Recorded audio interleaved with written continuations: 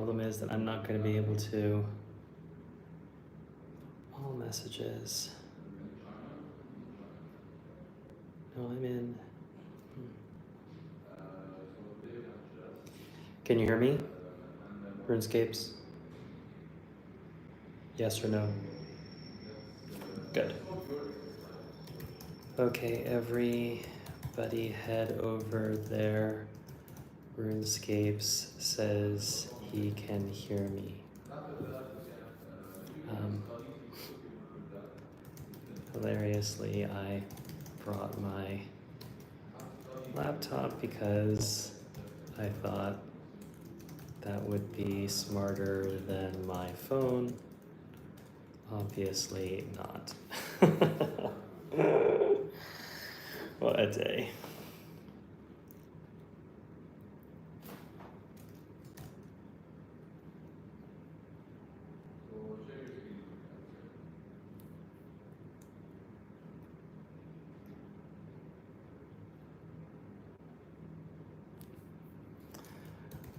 Okay, I'll shut down the stream in 1 minute and delete it and blow it up and destroy it. worst stream ever.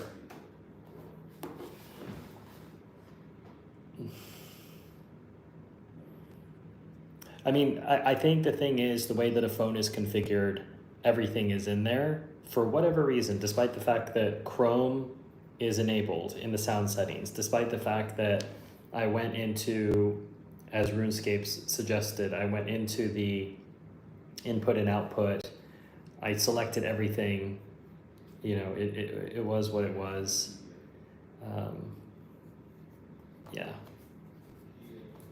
Yeah, so I'm using my phone now, so that's why you can, I don't know if you can see, it's a very narrow,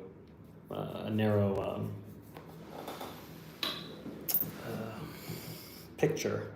Although I could probably fix that.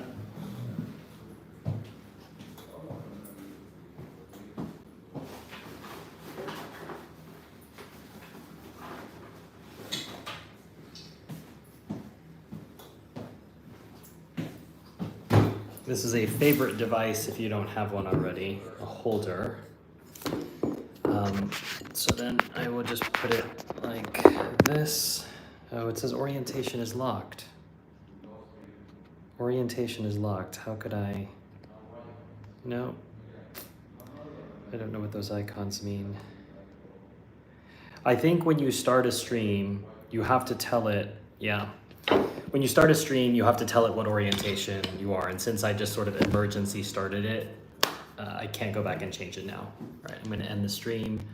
On the other side, what a horrible, horrible stream that was. Non-stream stream. Okay, I'll leave that for now.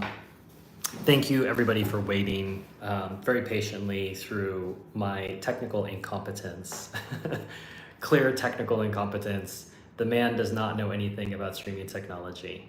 So my apologies. Everyone's here now because you've had to wait through all of that. Thank you for your patience. Thank you for the tech support. I appreciate all of that. So we might as well get started now since everyone's been waiting.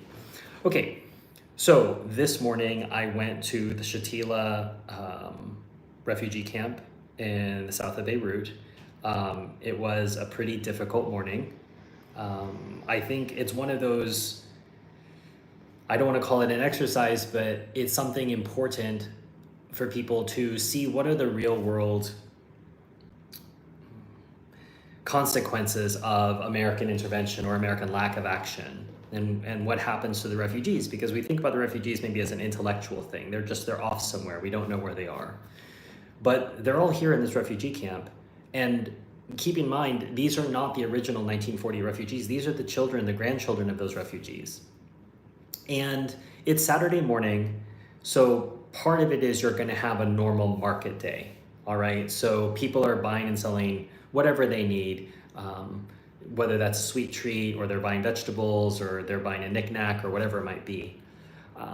I clearly am not, I had sunglasses on, I had, nondescript, non-marked clothing, I had a backpack, and I was not trying to do what tourists normally do, which is, look around at everything. I kind of kept my eyes down, but I was trying to observe as much as possible. And when I could, I would pull over to the side of the street and I would just make some notes in my phone and then just try to keep going. It was a sensory overload. There's so many things going on. And even the entrance to the camp has barriers, large red and white, the colors of the Lebanese flag, barriers, and basically warning people like you're now heading into an area that's not exactly Lebanon.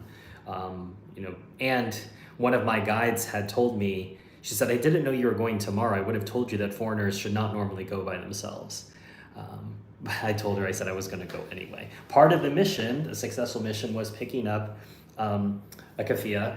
I have one that I bought, a Palestinian one that I bought in Jordan last year, but I wanted to get one from potentially someone who's making them in the refugee camp, which I did. This is from a Palestinian NGO outside of the camp, and Palestinians made them, and so I'm happy about that. For those who might not be familiar with the symbology of the keffiyeh itself, you've got fishnets here, you've got roads, trade routes. Remember that Gaza in particular was a way station between Cairo and Beirut, so these are trade routes.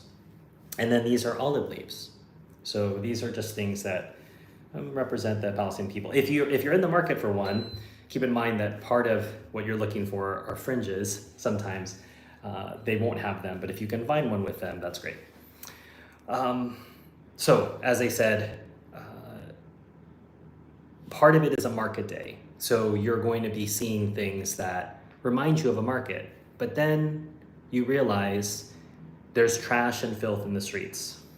You realize children are running around, well, I wouldn't say running, calmly collecting plastic bottles and putting them into a trash can. As I was walking into the refugee camp, I saw children, I would say between the ages of 8 and 10, digging in dumpsters. And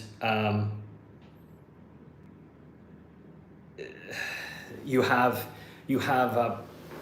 banners. I'm trying to figure out, let's say, quite large, but there are different photos of young men, and clearly these are kids who were martyred, and these are just ways to remember them, but they're just there on the market street. You obviously have beggars as well, just like you might in any other market. There are animals eating from the trash as well. You have cows, you have sheep, goats eating from the trash. You have humans looking through the trash. It is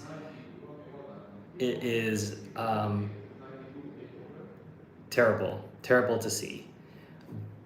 And I didn't take any pictures because I thought it would be disrespectful, but I wanted to take as much as I could in my mind and sort of mentally capture it. And I've made notes, and I'll try to share that a bit more, but it was important for me to go while I was here to, if not have a chance to speak with some Palestinians. There was part of me that was really just, I felt voyeuristic. There are men who are kind of eyeing me, who I think would have engaged in conversation with me. But part of it was feeling as a bit of an intruder, an invader, and I wanted to be respectful. And I think maybe the next time that I go to a refugee camp, I will be a bit more comfortable, a bit braver potentially.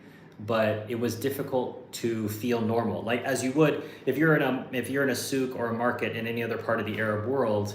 You are going to talk with people, you're going to taste food, you're going to try things. I felt like an alien observing an alien situation, and all I could do was receive information. I didn't really feel like I could interact, and that's not the Palestinians' fault, that's my fault.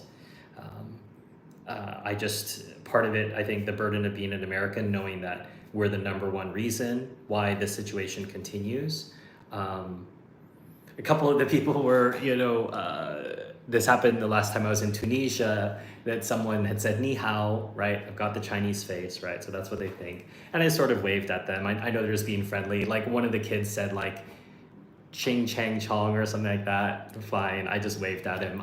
I'm sure he was just trying to be friendly. He wasn't trying to be anything other than that. But it was, as I say, something important.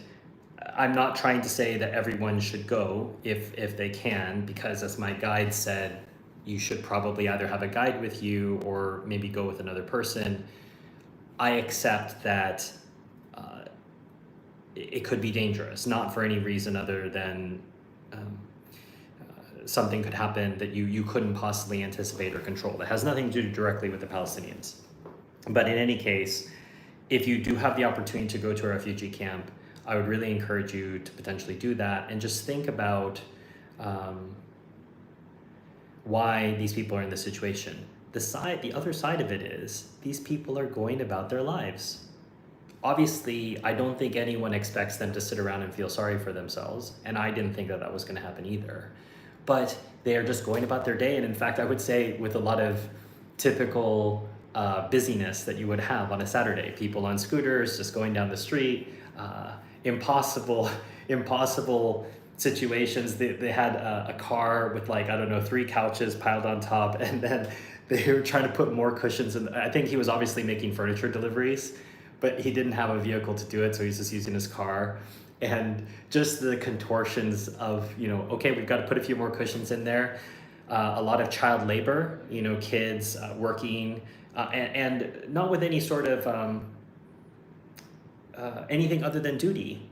Whether they were working in their father's auto shop or in a bakery or whatever, I would even say would have a smile on their face or were interacting with customers, but part of that is family business, so that's normal. I don't want to call it child labor in that sense, but I would say the child labor in the sense of going out, having to find food in trash, looking in dumpsters, collecting plastic bottles for recycling, whatever it might be.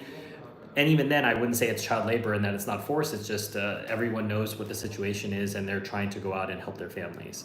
So I think that that's something worth considering and thinking about. So I had if there's any questions about that, please put that in the chat. I've got the chat open while I'm trying to look at the phone here. So I will do my best to try to answer your questions about that. In the meantime, I will move on to a comment that was left on one of my videos, just asking about what could potentially be done. What can people do, or what should people feel like they can do? And I think part of that is understanding that we don't. We can't necessarily do everything, but what we should do is do things that make sense according to our gifts and our circumstances, right? So I'll read the comment here so that it'll have more context. Stephen, I've been enjoying your reviews. As you've developed knowledge on this subject, and since this is a current and ongoing issue affecting millions in deeply tragic ways, I'd be very interested in hearing your take on solutions, activism, and actions that concerned individuals can take. I understand that this isn't simple or something one can easily come up with, but I believe what I'm bringing to the table can help impart change. Many are witnessing the genocide in Gaza but don't know what to do about it, which is extremely frustrating, especially as it feels like we're up against Goliath, the irony. Though awareness is important and a critical first step, in times like these, it is equally important to have action, direction, and leadership. Thanks for all you do. Okay, so that's the setup for what I want to talk about. RuneScapes has a question. Are they aware of what's going on in terms of the broader conflict? Yes. I mean, the funny thing is, in Lebanon, basically everything's safe to talk about. There's nothing that's off limits. And I was told that some of the girls will put no Zionists need apply in their dating profiles, which is, living in France or in the United States, this is something you would never see. You'd be arrested or something.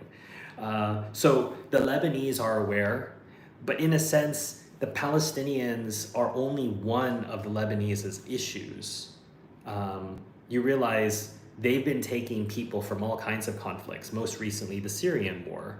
So there are refugees from the Syrian war here, there are refugees from Palestine, which have been around since 1948, and the Lebanese have their own problematic political situation. They don't have a president at the moment. They haven't had a president for 18 months. And if you're familiar with the history of Lebanon, which I tried to do in preparation for this trip, it is crazy in many ways.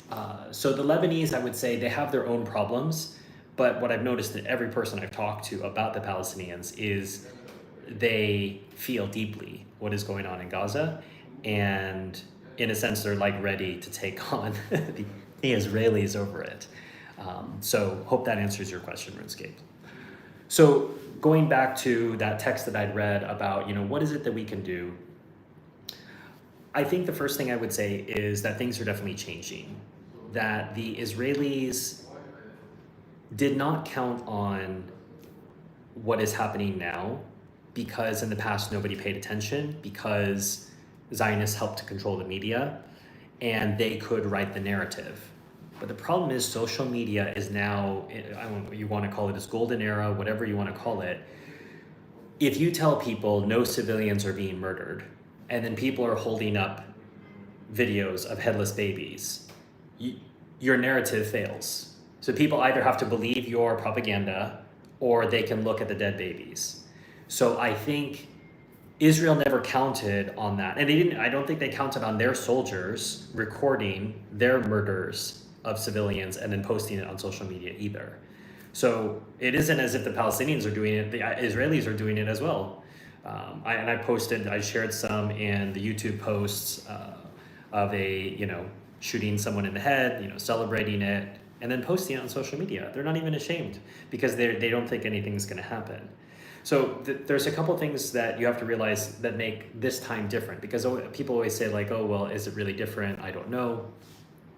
What's different this time? Social media is in force, and it has caused the Israelis to have to engage in even more suppression. We watched them order the lockdown of all the campuses in the United States, right? There are all these Black Lives Matter protests and all these riots, no police. But you wear one of these and you say Free Palestine, you must be arrested, you'll be denied graduation, you'll have your diploma revoked or whatever, and you just think, the joke is you're trying to say that the Zionists have no influence in the media or no influence in politics, and then their influence is shown. You can't continue to say that they have no influence in that. You have the ICJ arrest warrant for Netanyahu. The UK has a new government now, and they're talking about releasing their objections to the arrest warrant, which would leave the United States, again, isolated in supporting Netanyahu, hosting war criminals to come and speak to Congress. You have increasing Israeli isolation. A number of universities divested during this last round. That would have been unthinkable. Divesting from Israel is anti-Semitic, and yet all of these countries did that. These universities did that. You had 3 countries recognize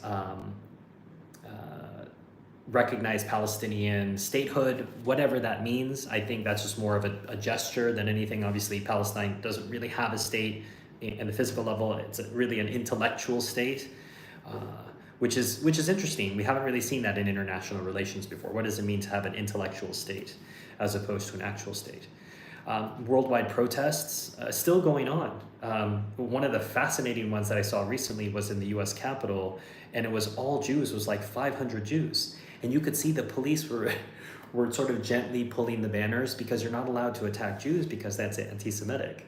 So what's fascinating is like everyone knew that they were Jews, so they couldn't be attacked.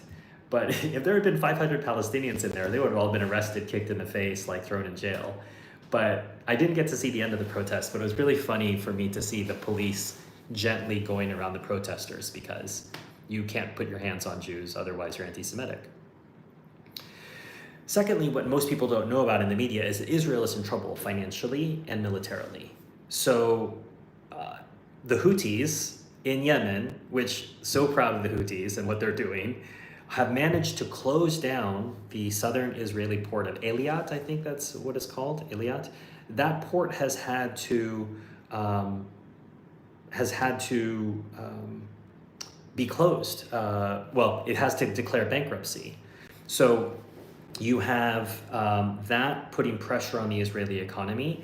And recently, they're short on tanks. So part of the bluster is saying that, we're getting ready to invade Lebanon, etc. Well, they're short on tanks now. Why? Because Hamas has been doing an effective job of destroying or disabling tanks in Gaza. So they don't have tanks to go invade Lebanon, but they have to continue the narrative for their own people and for the world. But they're facing attacks on a number of fronts. and they're trying to put on a brave face, but Israel is a small country. It doesn't have an unlimited weapon supply. It doesn't have unlimited money. America certainly doesn't have unlimited money, although we act like we do. So those are things that I'd ask people to keep in mind. When you're looking at what the situation is, realize that it's a very fluid situation. The very famous phrase among Palestinians is, we will wait for things to get clearer. Of course, things never get clearer, right? It just continues to get more difficult. But it just means that things are fluid, things are changing. Who knows what will be the case in a couple months.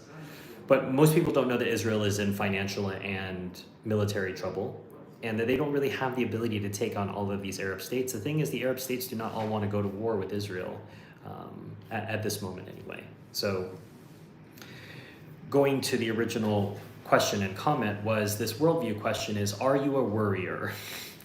If you are a worrier, there's nothing I can do to help in that sense. There are people in life who are worried about every possible conflict, and they want to help in some way, and they have big hearts, and I get that. But we can't do that, and we can't worry about every possible thing that's going on in the world. But we can, let's say, put a particular focus, as I have personally tried to do, on a particular cause. And for me, I've even micro sliced it down to, well, what is it that I can particularly contribute? Which is, I had already been doing a book review channel. I happened to create a video that got released at the right time on the right topic, and then it reached a lot of people that my videos normally would have gotten hundreds of views in the past. They're still probably getting hundreds, but closer to some case thousands of views now. And I can just keep going with that, also educating myself. So books are part of that. The other part of it is talking to people whenever possible. I had a long conversation with a Syrian last night. That's also a different part of complexity, and how Palestinians are dealt with in that country. There's good courses. I can recommend Palestine Nexus's course. So if you go to palestinenexus.com/course, they've got, I want to say, $100 or $110 course, and that's Professor Zachary Foster from Princeton, who is an Israeli Jew, who has put together a very fine course, and I think it'll give you a really good overview. It touches, I took the course, I want to say, a couple months ago, and it filled in a couple blanks. I'm still working towards like 67, 73, some of the other later wars to try to fill in towards Oslo. So part of the challenge is that information, and that course provided that information. So I am able to do book reviews, and part of that has been messing with my brain and having me think about things differently. So one of those examples would be one democratic state. So this is something that Ilan Pappé, Gideon Levy, many leaders in, you could say, the Palestinian state movement are advocating for, with the idea that the two-state solution is dead. And I have a review coming out, I want to say, in the next month, from one of the leaders of that one democratic state movement, and he outlines a lot of things. And it's interesting because I think I came to this the same way that many other people do, of default supporting the two-state solution, which is, yes, it has the most international recognition, it has the most international support. However, a critical thing, I think Jeff Halper notes this in the book, is that Israel never accepted the two-state solution. It has never, ever accepted the two-state solution. So if the single party that you would want to do the two-state solution, it doesn't matter if 110 countries support the two-state solution if Israel doesn't support it, which leaves us with the possibility of one democratic state from the river to the sea. Now, the reason why this has attractions to me after reading the book is understanding what South Africa had to do with the Truth and Reconciliation Commission. Now, I've been reading, that's a separate book, different topic, Wole Soyinka, about what it meant to have a Truth and Reconciliation Commission with no consequences. If you don't have, if you ask people, like, did these things happen? And you say, hey, feel free to say whatever you want, there's no punishment. It turns out that people aren't really contrite because they know that they're not going to be punished. So is it possible to have a Truth and Reconciliation Commission without real consequences? That's an open question. That Soyinka book is actually, I'm discussing this with a friend later today. That's why I have it here. But that's something I'll probably share on the channel at some point, because if you're going to go for a one democratic state, you're going to have to deal with Zionists in the same way that you dealt with white apartheid supporting South Africans. So not all white South Africans supported apartheid, but they had to make the decision: do I want to stay in this country or not, and what will that look like? So so all those Brooklyn settlers, I think they would probably leave. I don't think they really want to stay in a state in which they are going to be the minority. But there are some Israeli Jews who will want to stay. They have a real attachment. I was speaking with a lady the other day. She is a Russian Jew. She lives in Jerusalem, and her family came in the 90s. And she has a real attachment to the land. She didn't have it before. Now, obviously, there's all these questions about, is it their land or not? We're leaving that to the side. If we're talking about a hypothetical situation of a one democratic state where we're not going to just expel 7 million Jews, that is going to be problematic from any number of reasons. That's not going to be supported by the world community. But they can live, let's say, in one democratic state in which they're going to be a political minority, and they're going to have to learn to live with that. And what I think the book does is it allows us to have this thought experiment of, okay, well, what does that mean? You have to realize there's no 2.5. I haven't heard that number, RuneScapes. I heard something closer to like 1 million. But yes, so definitely they have left, and they haven't yet come back. But this goes back to the question of, what does a political resistance movement need? It needs a solution. So at the moment, all of the different people working on Palestine issues on any number of levels, there is not a consensus political solution. So even Hamas, for example, I think in their last proposal, accepts the two-state solution, in part because it has international recognition and there are UN resolutions supporting it. They're not going to say, oh, we'd support one democratic state. I mean, that is a crazy radical, it sounds like a crazy radical idea. So I think you could look at and even the book that I read, the Jeff Halpern book that is going to be reviewed in a month or so, talks about the two-state solution, or the two-state as a step to something else. But I mean, Hamas is arguing for a two-state solution. So as I say, it's a practical matter. In the same way that Ben-Gurion accepted partition in 1947 as an intermediate step to taking over the whole country. So they were willing to accept 55% of the country in order for them to then move on and take 100%, or I would say 110%, right? Because they occupy the Golan, they occupy parts of Lebanon, in addition to what they're occupying. And it's even silly, I realize now, when you say the occupied territories, you're just accepting the Israeli narrative, because it's all occupied. The whole state is an occupied territory.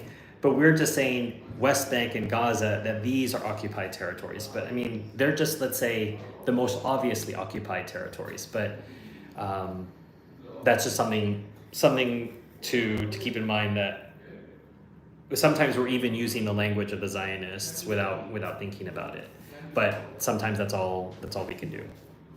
Going back to the original question, the person was asking, well, what can we do about it? And I wrote down some ideas. Are you an artist? Are you a singer? Are you a data nerd? Are you a programmer? Are you a public speaker? Are you good at editing videos? Are you good at building websites? All of those are things that you can offer help in. So for example, editing videos. You could take videos on different subjects and edit them together and put them onto YouTube or different platforms. You could build a website that serves as a tree of knowledge, of resources to different things. If you're a data nerd, you could dig into different sources of data and create information pieces that help people like that. So I would say, take your own particular gifts and see, how is it that I could help out the Palestinian cause in my own small way. And so, because that's what I look at, I'm not doing anything particularly special. I'm just reviewing books. I'm taking a portion of any of the ad revenue and I'm sending to the Palestine Children's Relief Fund, which then helps children in Palestine. But I mean, it's just a small thing, but if everybody is doing different small things, then they can potentially make a big difference. And so that's the encouragement I would have is, firstly, things are changing at various levels.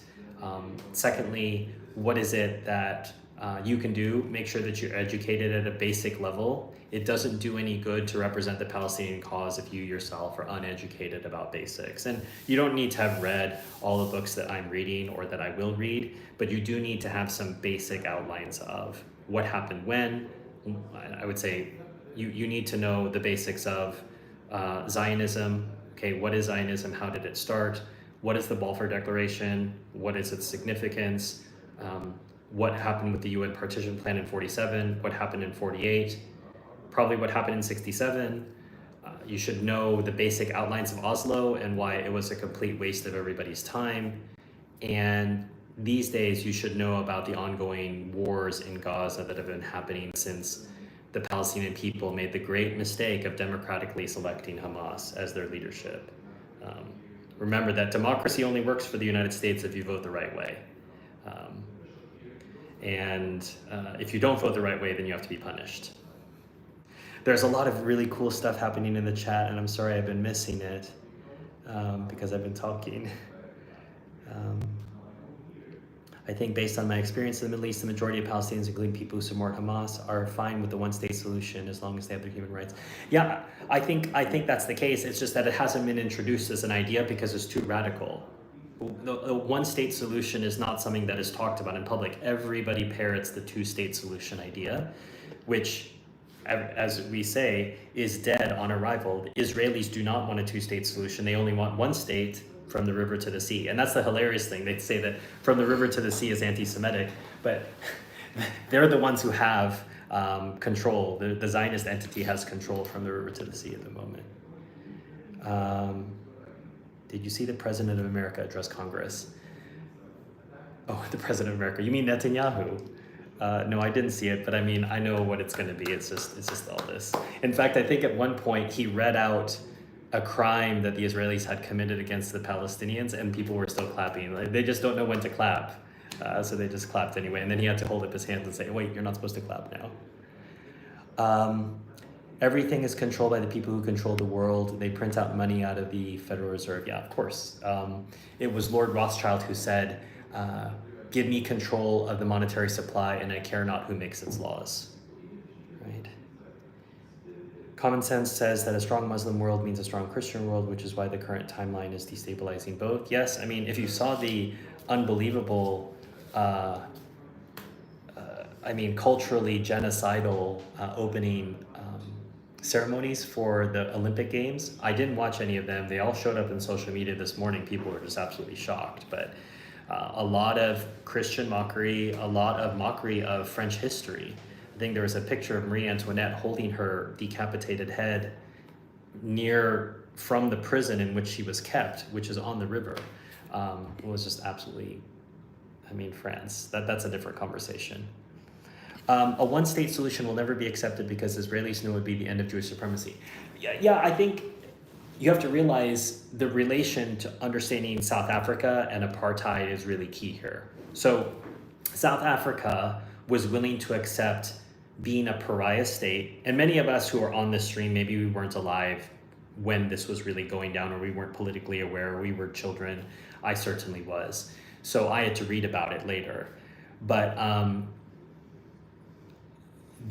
South Africa was willing to be isolated in the world and only have the support of the UK and the US because that's all that mattered financially for them. So as long as they had the UK and the US supporting them, and they did through Thatcher and Reagan, they had support until they didn't, until it became politically indefensible.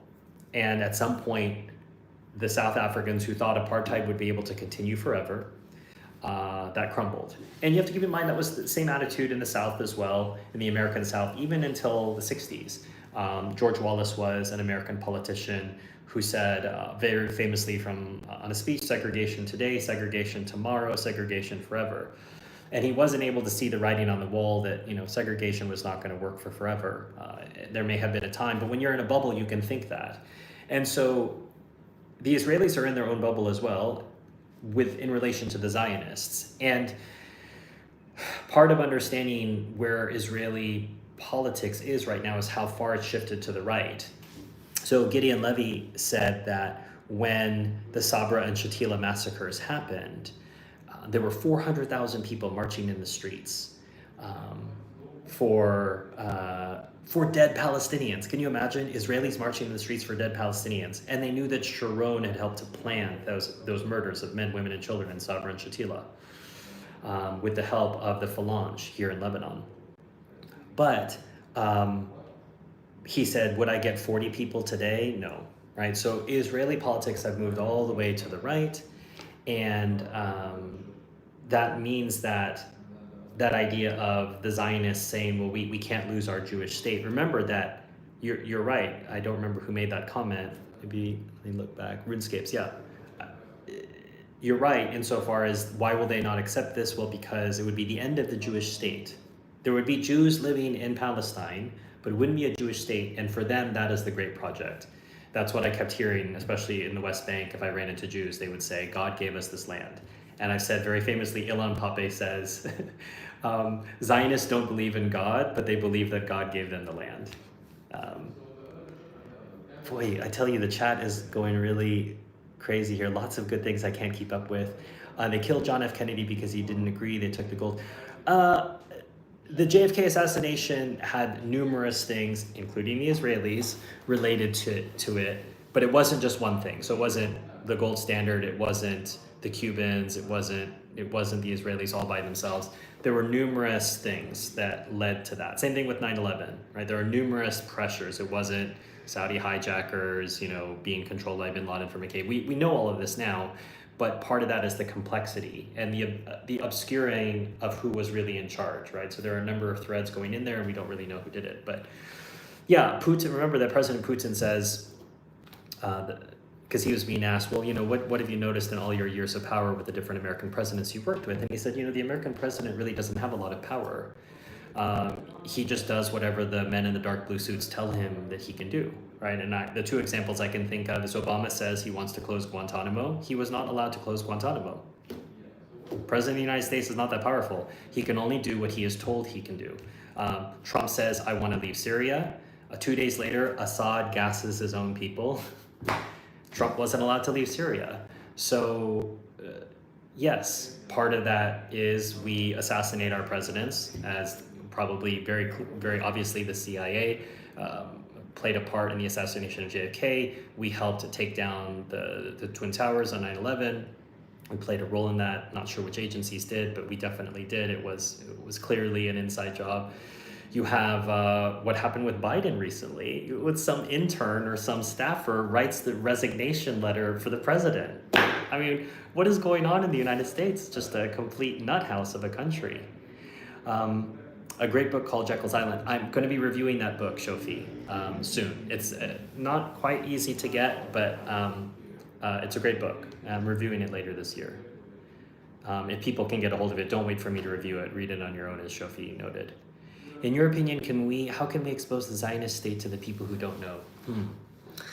I think part of that is just trying to parse in the beginning that there is a difference between Zionism and Judaism. And that's something I've kept hearing here when I'm in Lebanon. People say, we don't have a problem with Judaism, we have a problem with the Zionists.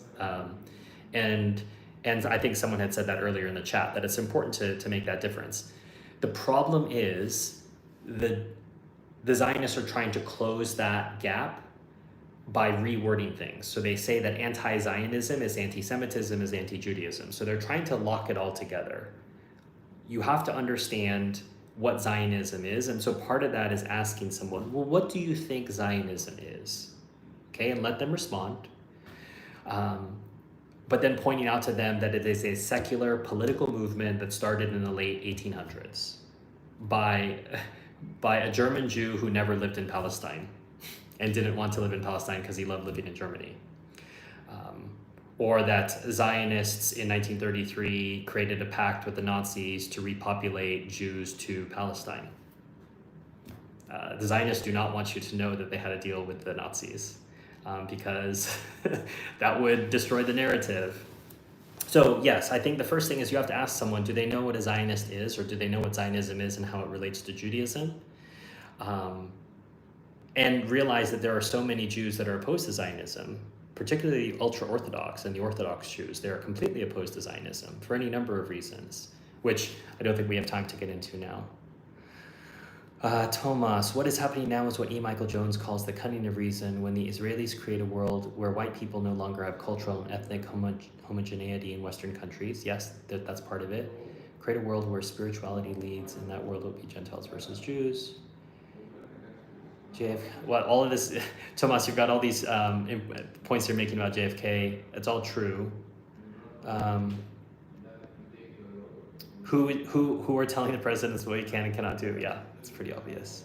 American politics is a lot like a TV show, but the billionaire class is actually in power. I mean, ish, right? So, for example, I saw Elon Musk at the clap party for Netanyahu. He is clearly one of the most powerful men in the world, but he's just a front man. Elon Musk is who is allowed to be seen visibly to the rest of us. There are people who tell Elon Musk what to do, clearly. You need to go show up to Netanyahu's speech and you need to clap. And that's what he did. But someone told him to do that, or he felt like he was supposed to from his peers. Say hi to the Phoenicians for me. Well, you have to keep in mind, so I asked about this with a couple of my guides. The title of Phoenicians is something really the Maronites arrogate to themselves. They are the ones who say that they are the Phoenicians. But other denominations and other ethnicities in Lebanon don't necessarily insist on being called Phoenicians. But that's a different conversation. The Havar Agreement, yes, Tomas, that was the thing. I think it was in 1933, correct me if I'm wrong, but that was the idea of, it was really a business scheme of having Jews immigrate to Palestine, and then there would be a business sponsorship and money would move back and forth, but they both had the same ends.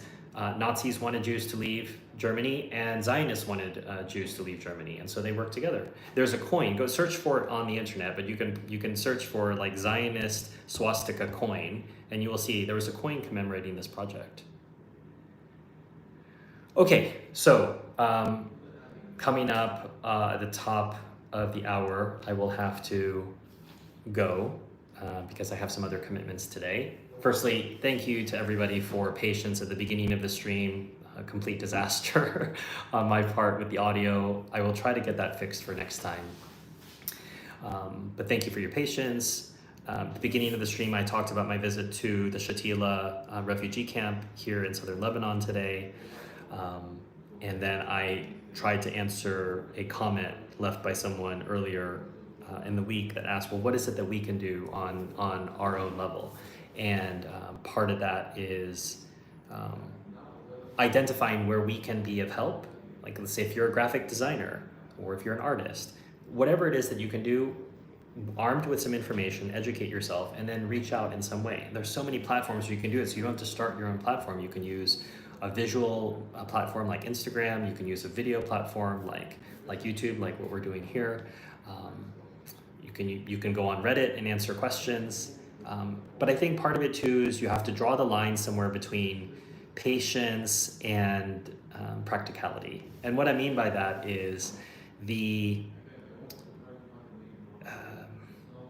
there are people who will not hear you.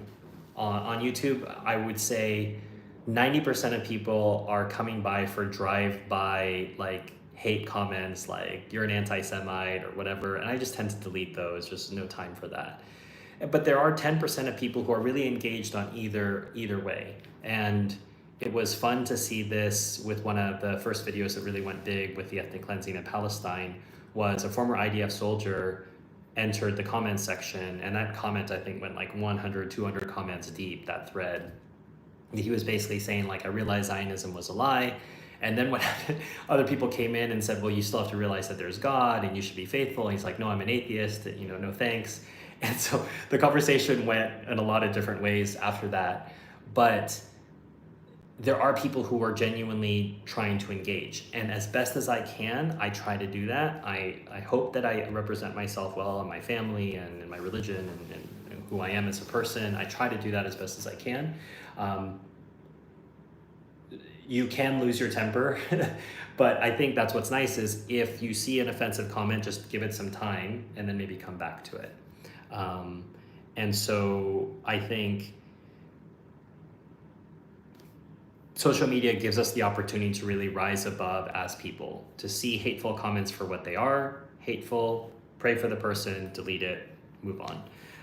The people who are really interested and engage with them and try to engage with them in a didactic way, educating them, throwing out books, resources, websites, things where they can learn. And that's why I suggested that Palestine Nexus course. I think that's very good. That's a great beginner's course, frankly. It's only about $100. It's a good gift you could give to somebody who's really engaged.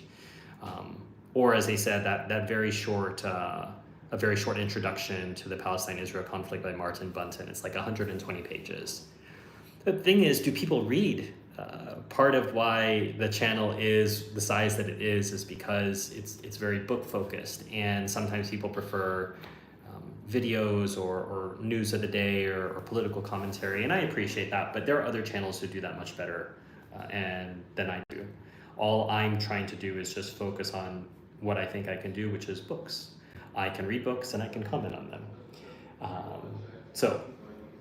I will, if there's any more questions, I'll wait one more minute and then I will end the stream. But thank you all for coming on and chatting with me today. Very happy to be here in Lebanon. It's a lovely country. I should just say a few words about having a chance to go around Beirut and other places, is that obviously the country's been very affected since October the 7th. And so people are not coming here. It's had a catastrophic effect on the tourist industry. And that's tough for the people here. They've already had a financial crisis. They had a port explosion. They had COVID. So as with the Gazans, things just keep coming. And very resilient people. As I say, they're not sitting around, crying in their beer. They're just moving forward, and I appreciate that about them. But Lebanon's its own story, and I probably won't have time to talk about it this year, but I might. There's a book I'm reading about Lebanon now, which I might recommend next year when I start reviewing. I'm not going to stop reviewing books on Israel and Palestine, but I'm not going to be giving it the full court press that I'm giving it now, because there are other things that I'd like to cover. What do you think about boycott? Is it working as we expected? It has been in some ways. But you have to realize in America, it's illegal to boycott in some places. Some states have passed laws that make it illegal to boycott Israeli companies. So the Israelis panicked when BDS, boycott, divestment, and sanction came on the scene because they saw the shadow of South Africa. That's how the ANC were able to mobilize world support. They weren't going to argue with the apartheid government. They said, okay, we're just going to get the world on our side. And so that's what I think is the missing link right now, is we need to have a clear political solution that we're arguing for. And that isn't clear. We have the polite country saying we accept the two-state solution. That could be accepted as an interim step to what I think is the only realistic plan, which is a one-state solution. But there's so many obstacles to overcome. Someone had pointed out in the chat, we'd have to force that on the Zionists. The Zionists are not gonna take that peacefully. They're going to fight a war over that, and that's a different thing. What else? You ever heard about Yuri Bezmenov? Yeah, awesome video. If you just search for Yuri Bezmenov on YouTube, and he goes through and he explains all the things that the Russians were doing. What would you say the temperament of the people is currently? As I said earlier in the video, the Lebanese people have a lot of their own problems. And so the Palestinians are only one of those problems, and they're not Palestinians. And so they've given shelter to the Palestinians. The Palestinians, some of them work here in the economy, but they're not allowed to have citizenship, in part because that would destabilize Lebanon. So Lebanon, unlike Jordan, is for all the faults of Hussein, and I can go on all day about how he did a deal with Golda Meir, he did ultimately give the Palestinians, or his regime gave the Palestinians citizenship, and that, the Palestinians in the West Bank anyway, and that has helped the Palestinian community tremendously, even though he helped betray the Palestinian community. I know it's hard to balance those two things, but two things can be somewhat contradictory and still be true. And the Lebanese already are fighting the different political forces that are trying to influence Lebanese politics. The Lebanese don't have a president now. They haven't had a president for 18 months. there's just too many pressures on selecting another one. So the Saudis, the Syrians, the Israelis are all trying to influence Lebanese politics. So it's hard for them to be as strong. And then even Hezbollah here, you'll get different opinions. I had, I don't know, 3 different opinions from 3 different Lebanese people about Hezbollah yesterday. So that's a different conversation. I tend to be supportive of Hezbollah because they are supportive of the people of Gaza, and they are really smart. They've got really great social media capabilities, and they've managed to get drones, and they know what the Israelis are going to say, so they work around that. So yeah, I think they're a real match for the Israelis is when it comes to what is, I think it's a Hebrew word, hasbara, which is effectively explaining. But that's the thing, is the Israelis are always having to explain themselves. Why? Well, that wasn't what you didn't see a baby getting murdered. What you saw was a terrorist dressed as a baby getting killed. And that's why that baby had to be killed. So Hasbara has been a part of the Israeli state even before 1948. Okay, I'm trying to learn about this stuff, but it's hard to find. Where do I find this information? I'm 17. Well, Shofi, I mean, awesome. Congratulations being 17 and learning about this stuff. But as I say, potentially look at taking a course. There's tons of, Tomas has said, there's tons of information out there. There's a lot of information. Books, obviously, is what my advocacy is. But there are courses, lots of YouTubes. Check out the Electronic Intifada. They will give you a lot of current events. They're not so much focused on history as I am. But they're going to give you up-to-date information on what's going on right now. So I would recommend them. Saving and buying gold and silver coins, gems. I don't trust the fiat currency, cryptocurrency, gold, silver. These are different conversations. I love these topics. Maybe we can talk about them in a future live stream. It's clear my audience, or at least the people who are subscribers to this channel, they think in some of the same ways, and I appreciate that. Anyway, everybody, thank you for coming on to the live stream. Consider supporting the Palestine Children's Relief Fund, PCRF. Go to their website, check out the work that they're doing. I can't speak of them enough. And thank you for supporting the channel. And I appreciate you coming on to chat with me this afternoon. Hezbollah helped Assad to kill. Yes, I understand. I understand. In relation to Syria, in relation to Lebanon, and what the position is towards Israel, that's a different matter. But thank you, Sammy, for pointing that out. I appreciate that. Okay, thank you, everybody.